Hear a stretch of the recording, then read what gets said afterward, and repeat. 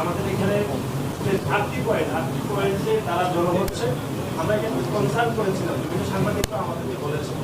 এখানে আমার যেটা বলতো যে আপনারা আমাদের সমস্ত উপদেষ্টা, গোয়েন্দা সংস্থা, ডিএমপি কমিশনার সকলের সাথে অংশীদারিত্বের ভিত্তিতে আপনারা আলাপ আলোচনা করলেন।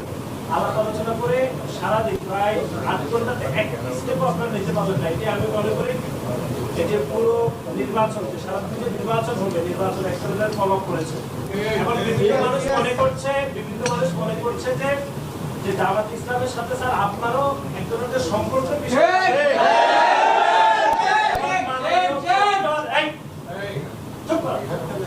মাননীয় প্রফেসরের সাথে আমাদের এক ধরনের বহুমাত্রিক সম্পর্কের বিষয়ে কথাবার্তা হচ্ছে। এগুলো বিশ্ববিদ্যালয়ের পরিবেশ, বিশ্ববিদ্যালয়ের শিক্ষকদের বিষয়ে আমাদের আস্থার পরিবেশ ব্যাপকভাবে বিবেচনা হচ্ছে।